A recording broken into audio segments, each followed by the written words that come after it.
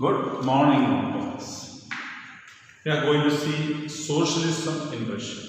The wording is what I'm going to type out. Because when I was typing the PPT, something has happened. That's all political parties were legal in Russia before 1940. You have to discuss, we were thinking about the social setup in Russia in the previous class. Today we are entering into the political activities of Russia. We have seen socio-economic situation of Russia. Now we are entering into the political activities of Russia. All political parties were illegal, not permitted to function before 1914 in Russia. The Russian Social Democratic Workers' Party was founded in 1898 by socialists who respected Karl Marx's idea. So, an organization named Social Democratic Workers' Party, that was formed. You know, it is on the basis of a Karl Marx idea. Who is Karl Marx? You see? You can see, I'll show you Karl Marx. This is Karl Marx. This is Frederick Engels. What is the relationship between these two people and Russian Revolution? What is the relationship? See, Karl Marx is an author. He has written two important books along with his friend named Frederick Engels, named Das Kapital and Communist Manifesto. So in those books, or in Das Kapital, he has told, see, the workers give their work to the factory, and whatever the profit earned in the factory should be equally distributed among the workers of the factory. It should not be pocketed by the owner of the party. In nutshell, we say the factory is of the workers, not of the owners, not of the persons who have invested their money for starting a factory. So, Karl Marx ideology. So, there should be no private property. That is the ideology of Karl Marx and Frederick Engels. They were originally born in Germany, but they lived in London and studied in London, lived in London. And books were written when they were in London. So that their ideology is that. So it had to operate as an illegal organization. Which has to operate? This one, Democratic Workers' Party, has to operate as an illegal organization because it was not permitted to function in Russia. But set up a newspaper, they have set their newspaper, mobilized workers and organized strikes. They have not registered themselves. They did not claim themselves as a political party because it is banned. Because if the government comes to know the persons are working for that factory or for that organization, the members will be arrested and put in jail. So publicly they have not claimed of their organization. They secretly did all this activities. Russian socialists felt that the Russian peasant were natural socialists. I have already told you in the previous chapter, previous slide, because they used to pool together all their land and distribute the land among the workers, among the farmers, according to the needs of the person. So that is what is happening. So that's why it is told the peasants are natural socialists. Peasants would be the main force for the revolution, and Russia could become a socialist more quickly than any other. That was because they have already implemented the idea of socialism. Socialism means what? Sharing of wealth equally. Everybody, from from you according to your ability to you according to your means. Whatever your ability you give to society. Society will give you whatever you need. Idea is very good. So that they thought it will be easy to implement in Russia because already they are natural socialists. No need artificially creating a mindset in the mind, in the mind of the people. Mindset is already created, a socialist mindset. Sharing of wealth. That feeling is already created in the mind of Russians because it exists there in the society. Socialists were active in the countryside, villages. And the Socialist Revolutionary Party in 1900. So, revolutionary ideas had come up in Russia. This party demanded that land belonging to nobles be transferred to the peasants. Peasants were telling, we don't want the land to be with the landlord, we are not ready to pay the rent. As I told you, rent is maybe 50%, 80%, whatever it is they decide, sometimes 60%. So that rent, peasants are not ready to. Peasants get the land into their hand. They need not pay rent to the landlord, so whatever they produce will become their property. That is their demand. Social Democrats disagreed with the Socialist Revolutionaries about the peasants.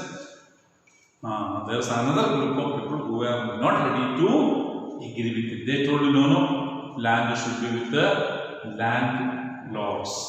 Lenin felt that the peasants were not one united group. Because they were in different areas, they were divided. That is the ideology of Vladimir Lenin, who is said to be the hero of Russian Revolution. That we are going to see him. Given this differentiation within them, they could not be available for the socialist movement. So there are different groups, so many frictions and fractions in the Russian society. Because of that, it was very difficult to have a Russian revolution. The party was divided into Bolsheviks and the Mensheviks. The Russian Socialist Workers' Party was divided into Bolshevik and Menshevik. Bolsheviks are meaning majority, means more members supported the working group people, supported Lenin. Thus, there are others who were called Mensheviks.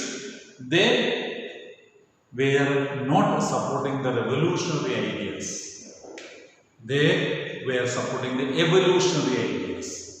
So that's the group. So the group led by Vladimir Lenin, they were called Bolsheviks. So sometimes we hear the word Bolshevik Revolution. Russian Revolution will be named as the Bolshevik Revolution because Bolsheviks, the meaning of the word is majority members, which members were led by Lenin. This was led by another person named Kerensky. So Vladimir Lenin and Kerensky, they were two group leaders. So thought that party should be disciplined and they wanted a strict discipline organized in the communist parties. We say they are strictly disciplined. Whatever the head of the party tells, others strictly obey. No disagreement, no questioning back. That is the speciality of a communist party or the Bolshevik party that has come into existence in Russia. The party head tells, everybody obey, whether it is good or bad. They are the Karl Marx and Engels. Karl Marx and Friedrich Engels, who have written those books named Das Kapital and Communist Manifesto, who have given the ideological support for Russian Revolution. Their ideas, the ideas of them were implemented on the ground by Lenin. Lenin is the hero of Russian Revolution. You can see this is Kerensky, who was a leader of a minority group Mensheviks. This was Sir Nicholas, the ruler of that time. Sir Nicholas was. Okay, this is Alexander Kerensky, the person who led the Bolshevik revolution, Mensheviks revolution, and who was the first Prime Minister of Russia in 1917. This is Vladimir Lenin. This is Joseph Stalin. This Joseph Stalin died in the year 1953. He was the leader of Russia during the Second World War also. From 1924 to 1953, Joseph Stalin was there, and Lenin was there from 1917 Russian Revolution to 1924. So this is Lenin, this is Stalin. Okay. So the 1905 revolution. You see, Russia was autocracy. The Tsar was not subject to parliament. You know, monarchy. Nothing else. He was all in all. All the powers were in the hands of the king. So he was an autocratic rule. Autocrat means not ready to listen to anybody. So there was no parliament. Everything was decided by the Tsar itself. Liberals, together with the Social Democrats and Socialist revolutionaries, demanded a constitution in 1905. So all sections of the society, liberals, Social Democrats, Socialist revolutionaries, all these three groups joined together and asked the king to give a constitution. You have discussed about the constitution, detailed discussions you have done. You know about what is a constitution, how the constitution in civics we have studied. So they are asking for a constitution. They were supported by nationalist and Muslim dominated areas by Jadidists and wanted modernized Islam to lead their society. So the Jadidists, they wanted a developed society. Muslims also. So Muslims also supported, nationalists also supported. All sections of the society supported or asked for a constitution, but king was not ready. By the year 1905, prices of the essential goods rose quickly, but real wages declined by 20%. Can the wages decline? See, today if you go to market, you get a tomato for 10 rupees. Yesterday the tomato's price is going up to 12 rupees. Your income remains same. Then the balance money that you are able to save is less, or you are not able to procure material that you were procuring early with the same amount. So what happened? Your income has declined 20%. You cannot purchase, you have to spend more money for potato or a tomato. You cannot procure other things which you were regularly procuring with the same amount. So you naturally, the money is insufficient for you. That is why it is called decline. The salary or wages declined. Prices of the materials went up. With 100 rupees you are purchasing something, for the same amount you have to pay 120 rupees or 130 rupees. But your income is only 100 rupees. So you have to reduce the materials that you have to purchase. That is the reason. That's why the price is going above price. That's a problem. So as the price goes up, your income goes up, no problem. The price goes up and the income doesn't go up, you are in trouble. The membership workers of association rose dramatically. So naturally, when this is happening, the membership of the workers associations, so many workers associations, they were very angry and unhappy. Number went up.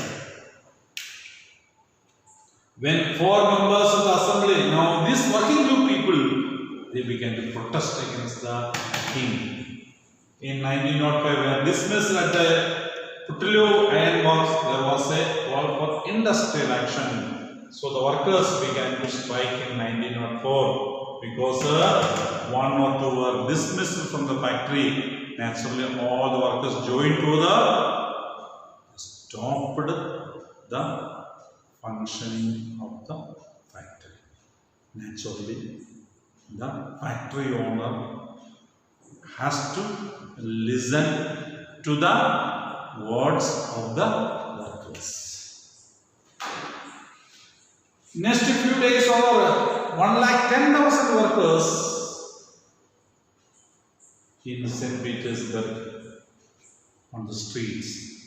110,000 workers, you think they were on the streets demanding reduction in the working days and to 8 hours. Now I know it is 8 hours working. So they are telling working time should be reduced to 8 hours because these 8 hours were accepted in most of the countries of Europe. And increasing the wages, improvement in working conditions, demanding all those things. 110,000 workers were on the streets of St. Petersburg. So at that time, you think 1900, 110,000 people were on the street means how many factories will be closed down? How many workers will be coming together? What all things will be happening in the city? At that time, modern build 110,000 is not, people are plenty, population is more. This is the 19. You must understand. The procession of workers led by Father Gopalan reached the Winter Palace. It was attacked by the police and the Cossacks. Now these workers, 110,000 workers, went to meet the king asking for food or finding solution to their problem under leadership of Father Gapon. They went to the palace, to the Winter Palace. Summer palace and winter palace. In India also, when the Britishers were ruling, we had a summer capital. Shimla was a winter capital, summer capital, and the winter capital was in Delhi. Okay, so the capital issues. Srinagar also there is a change. Jammu and Srinagar, they changed the capitals. So according to the seasons, like that, there was a winter capital was there for the king. So they went to the winter capital, but the people who were born along with Father Gapon were attacked by the king and his soldiers, the police and others. Attacked them, shot them, to see what is happening. Over 1,000 or 100 workers were killed and about 300 wounded. This incident is known as a Bloody Sunday. So, the Sunday when 300 workers were killed, that Sunday is known as a Bloody Sunday in the year 1905. So, that is the beginning of the revolution. Bloody Sunday in the year of 1905. So, now students are coming out. Strikes took place in universities. Students' bodies street walks out, complaining about the lack of facilities. Everywhere protest and problems happened for the government. Lawyers, doctors, engineers and others, middle class workers established the unions. Everybody was forming organizations and protest movements. The SAR allowed the creation of an elected consultative parliament, and Russian parliament is called Duma, and parliament was formed by the king because of the protest of the people and the demand by different groups of the people in the year 1905.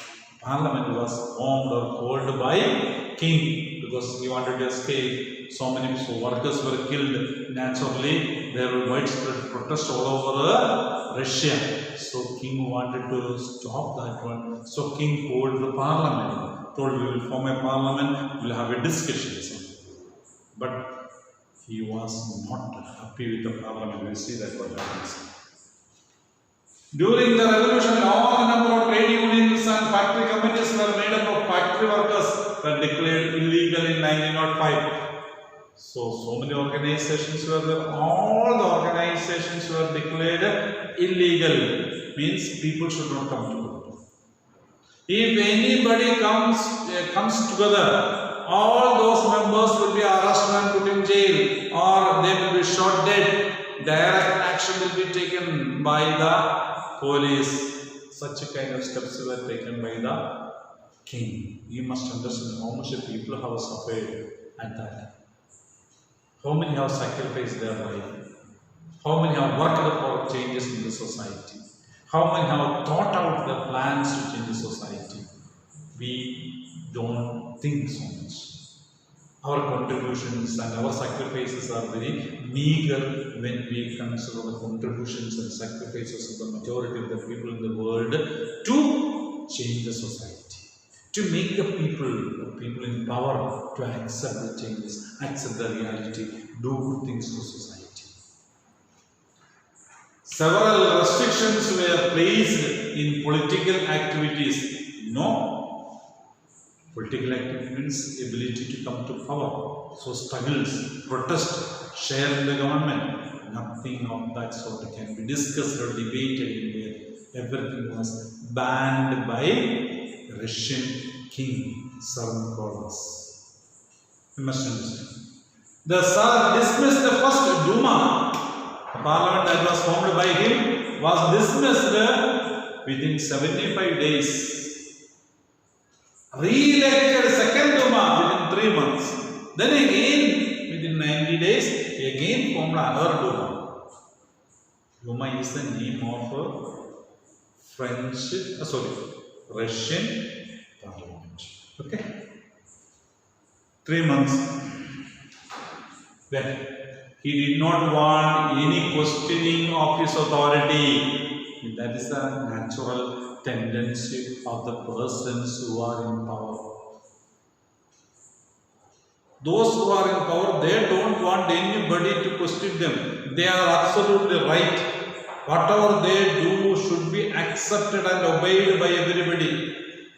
That is the thinking of the persons who are in power. So, Tsar of Russia, he doesn't want anybody to question his authority. So, in Duma, members will ask questions to the parliament, to the king. So, he dismissed the Duma. He changed the Duma. Many new changes he brought in.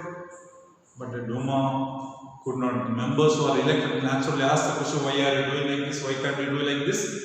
You are doing wrong, naturally they will say. So, naturally, the king was absolutely unhappy. He changed the voting laws and packed the third Duma with the conservative politicians. Means the landlords and members who will listen to him, who are ready to accept whatever is told by the king. So he formed a third Duma, but the liberals and revolutionaries were not permitted to be members of that Duma. Only those members who supported the king.